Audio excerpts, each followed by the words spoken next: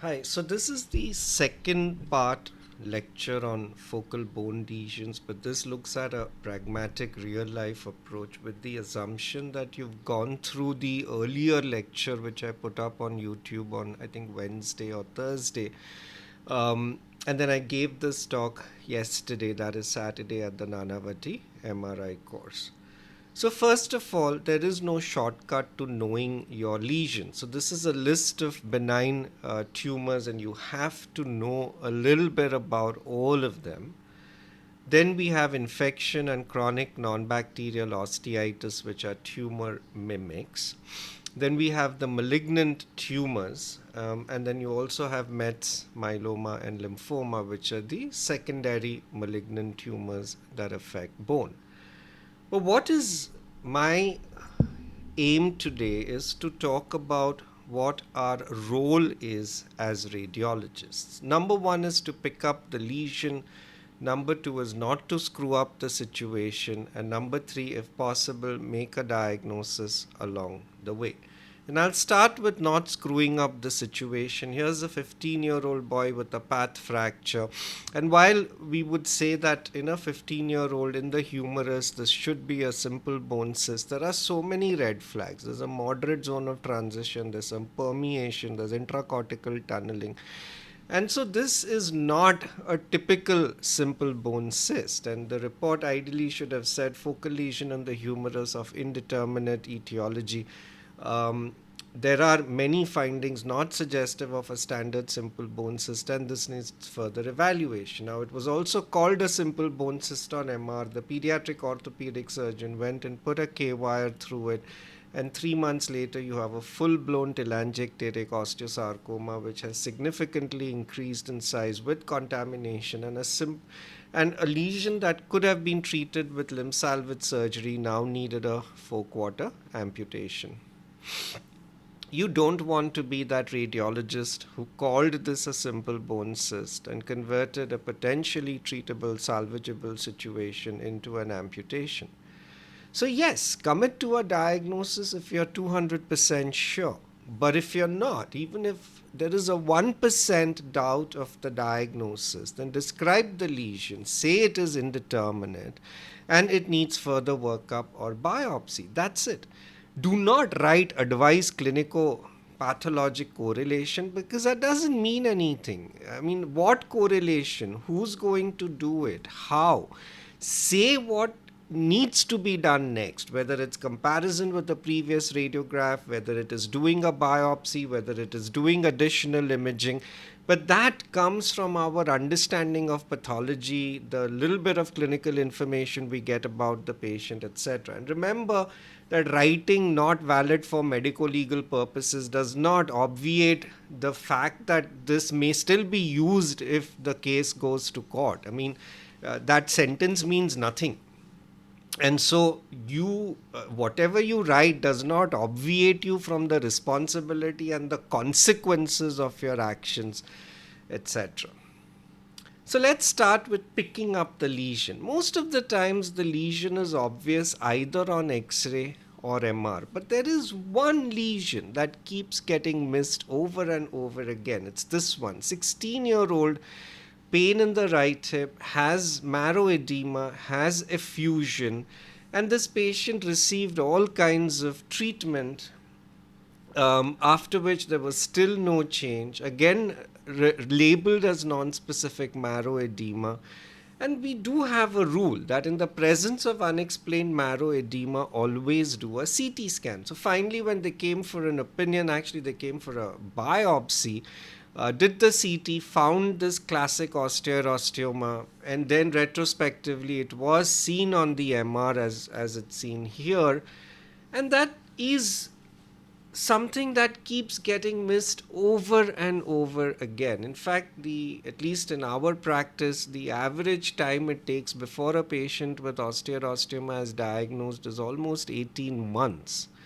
So it is that one tumor that keeps getting missed, and it is good to have a high index of suspicion, and that should be, there are these things that should immediately crop up, like heuristic points, that just just come into your mind. So whenever you think of a 5 to 25-year-old who has unexplained marrow edema anywhere in the body, your first thought should be, is this osteoid-osteoma?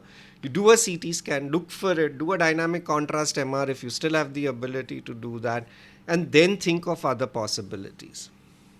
Then identify the classic leave alone lesion. So you've seen the lesion, you've picked it up, and there are many conditions that can be classic, that can be left alone, but at least two of these are so obvious and definite that we should not have a problem. One is non-ossifying fibroma, which is very obvious on the radiograph. These days MRIs anyway get done, so here is a T2 dark lesion, and then after this we should be able to say this is a non-ossifying fibroma and leave it at that. The same thing goes with simple osteochondromas which have marrow contiguity. It's left alone from our side. I mean, if this patient has symptoms because of pain related to this or bursitis, that's a different issue. The patient may still be managed by the physician or surgeon, but from our perspective, there is nothing further to be done. And this patient has both an osteochondroma and a non-ossifying fibroma. That means nothing. It still means nothing is to be done. So have the confidence to call these despite pressure from helicopter parents who might refuse to accept the diagnosis, saying, oh, no, no, no, my child has a tumor. We need to do something more. We need to do a biopsy. We need to do a PET CT. How do you know it is not significant? How do you know it's not cancerous? I mean, you have to be able to tell them off and say, nothing. This happens. There's nothing further to be done. Then identify benign lesions that usually don't need us to say that a biopsy is required. So these can be divided into without marrow edema and with marrow edema. These three conditions, as a rule, do not need a formal biopsy. That's a classic simple bone cyst with a fallen fragment sign here, bright on stir and T2. Of course, the only way to 100% know that something is fluid is either to see a fluid level or to do a contrast study where the lesion doesn't enhance. But over a period of time, we do get a sense of when something is fluid in the classic locations, whether it's humerus, calcaneum, proximal femur, we can call this. Similarly, seeing a sclerotic rim, we know this is a benign lesion. We see ground glass, we know this is fibrous dysplasia. This does not need a biopsy for confirmation of diagnosis if the MRI also fits in. The same thing is with osteofibrous dysplasia, anterior cortex, tibia. If it's posterior cortex, you would have to biopsy even if you think it is OFT. But classic anterior cortex, sclerotic rim, cortical lesion, no cortical break, no extraosseous extension. This patient can either be left alone or treated. That would depend upon the symptoms, etc. So in these patients, we should give the diagnosis because it is obvious. Of course, whether a biopsy is still needed or not will be decided by the surgeon physician depending on the clinical situation, but we don't need to mention the need to do a biopsy. Now, you may have a patient with marrow edema, and again it boils down to that one lesion which you can diagnose and treat without a biopsy, and that is an osteoid osteoma, as you see here, an osteolytic lesion, central ossific focus, marrow edema, and effusion. And often a giant osteoid osteoma or a small osteoblastoma also doesn't need a biopsy and can be treated directly with RFA. There's one other tumor mimic that may also not need a biopsy if everything fits in. So this is an 8-year-old girl, acute onset wrist pain, metaphyseal subphyseal lesion, marrow and periosseous edema, no cortical break, no extraosseous extension. I still biopsied it because the patient had presented with just this one lesion. Everything was negative. And then she had pain in the left ankle. About a week later, the patient landed up with a pediatric rheumatologist who made the diagnosis clinically, asked for a whole body MR, and we see these metaphyseal lesions in multiple areas in the upper and in the lower limbs. This is characteristic of chronic non-bacterial osteitis. The patient was put on pamidronate and the lesions completely regressed after a year, and she still follows up every year or so. So again, in this age group of 8 to 15, in a patient who has a subphyseal metaphyseal lesion. Marrow and periosseous edema, no cortical break, no extraosseous soft tissue. This is an entity we should consider. Now, if it's a single lesion, it may still need a biopsy, because the negative biopsy is a diagnosis, or it helps us to make a diagnosis of exclusion. That is, no osteomyelitis, no tumor. But if there's more than one lesion, and if the patient is seen by a physician or rheumatologist or pediatrician who understands the entity, you could do a whole body MR, make the diagnosis, and not do a biopsy. So the idea of saying identify benign lesions that don't need a biopsy means identify benign lesions where we don't have to say you need a biopsy, because we're reasonably confident of the diagnosis. So whether it is a simple bone cyst, FD, OFD, and in the correct clinical setting, a CNO, we could get away and say, yes, we are confident that this is the diagnosis. These are not leave alone lesions. They would still be treated depending upon symptoms. Leave alone lesions are to be left alone. That's pretty much it. Everything else needs a biopsy. So if there is marrow edema, then we're dealing with either a benign aggressive lesion, infection, or a malignant tumor. And I talked about benign aggressive lesions in the last lecture in detail. We have an osteolytic lesion here, narrow zone of transition, beveled edge, but the MR cleared. So that's a benign, slow growing lesion. But on the MR, we see marrow edema, we see periosseous edema. This is an angry looking lesion on MR. And so when you have benign on X-ray, but with marrow edema, effusion, periosteal reaction on MR, but without a soft tissue mass, then we're dealing with one of these conditions. We've already said that osteoid osteoma, osteoblastoma, if classic, do not need a biopsy. CNO, if classic, doesn't need one, but everything else needs a biopsy. So here is an osteolytic lesion with a sclerotic rim. This is a classic chondroblastoma with effusion and marrow edema, but it still needs a biopsy. So irrespective of what you think the etiology is, it would need one. So the way my report would go here is an osteolytic lesion is seen in the proximal, if it's an MR report, in the proximal femur with marrow edema and effusion, consistent with the X-ray appearance of an osteolytic lesion with a sclerotic rim. This combination is highly suggestive of chondroblastoma, and a CT guided biopsy. And I would write CT because I would have liked to do the biopsy. A CT guided biopsy is suggested to confirm the diagnosis and to rule out other possibilities. Those would be my remarks. And if I don't do these biopsies, then you would say that an appropriate biopsy is suggested to confirm the diagnosis and to rule out other possibilities. Now, if there is marrow edema, and it is not benign on X-ray, or if there is a cortical break or extraosseous soft tissue, then it is either osteomyelitis or a malignant tumor. So we have an osteolytic lesion with a wide zone of transition. So we know that this is aggressive. Is this infection? Is this tumor? Well, I'm seeing T1 fat globules here, so that typically suggests infection. We see soft tissue, that could be an abscess, but what does that mean? You still need a biopsy. You still need to obtain tissue to figure out which infection this is. And you still need tissue to absolutely confirm that this is not osteomyelitis. That this is osteomyelitis, and let's say not a Ewing sarcoma.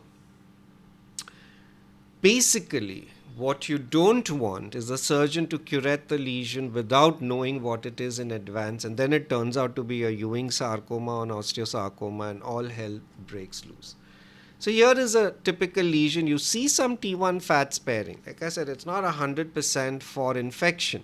But this is a classic osteosarcoma. You can see that on the X-ray. Wide zone of transition, there's a path fracture, there's new bone formation, all of that. Codman triangle, and there's a skip lesion here. Obviously, this needs a biopsy for further evaluation.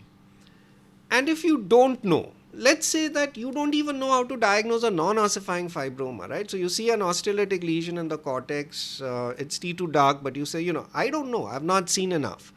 You can't say that it's a leave alone lesion. Then say that an osteolytic lesion is seen in the cortex. This is of indeterminate etiology. An appropriate image guided biopsy is required for further evaluation. So then the orthopedic surgeon or somebody to whom this goes for an opinion will take a call, and that's fine. But do not do it the other way around. If you are not sure, don't just call it infection. Don't do wishful reporting where you wish the patient had infection because you don't want them to have a tumor. That keeps happening on and on. Maybe it's an Indian thing, but it does happen. So look at this one, 13-year-old, there's a large lesion. We don't know what this is. This could be Ewing's, this could be osteosarcoma, it could be an unusual infection, less likely, but you have to biopsy this. And this turned out to be a Ewing sarcoma. Look at this one, osteolytic lesion on the X-ray, permeative, moderate zone of transition. We know this is aggressive. Is this infection? Is this tumor? We don't know, right? You have to biopsy this, and this turned out to be osteomyelitis. And so to summarize all of this, right, you have to know your lesions. You have to read up about them. I mean, there's no point me doing a lecture saying, okay, this is osteosarcoma, these are the 5 points, this is what it looks like, that's the age. I mean, that's something you can read up anywhere. It's beyond that we can, many of us as radiologists can add value. So know your tumors and know on X-ray and MR how to differentiate between benign and aggressive, which we discussed in the last video. Don't miss an osteosteoma. Just put this in your head. Anybody between the ages of 5 to 25, pain, unexplained marrow edema. Think of this as an osteosteoma unless proven otherwise. Don't think of infection first. Don't think of arthritis first if this is an infective arthritis first if this is an intracapsular lesion. Just always think of osteosteoma. Do a CT or a dynamic contrast MR to prove or disprove the diagnosis, and then move on to other possibilities. Once you're confident enough, then non-ossifying fibroma and osteochondroma are classic leave-alone lesions. Simple bone cyst, OFD, FD, osteoma, osteoblastoma, and CNO do not usually need a biopsy. You need a biopsy for everything else. And most importantly, therefore, don't screw up. Think about the potential harm your report can do, because your report is read by the patient, the patient's relatives, the doctors, other doctors.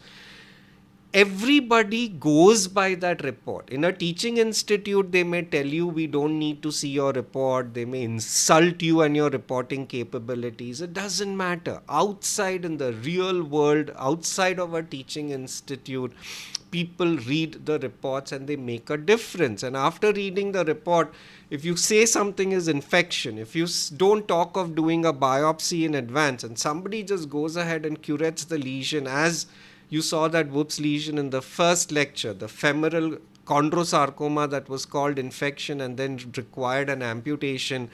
That was disastrous, and it didn't have to be so.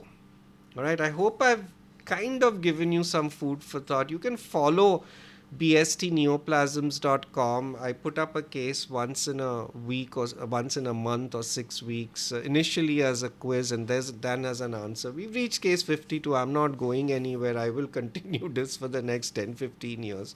And I have that new channel on YouTube where I do case of the day, so you can follow me there as well. Thank you so much for listening to me.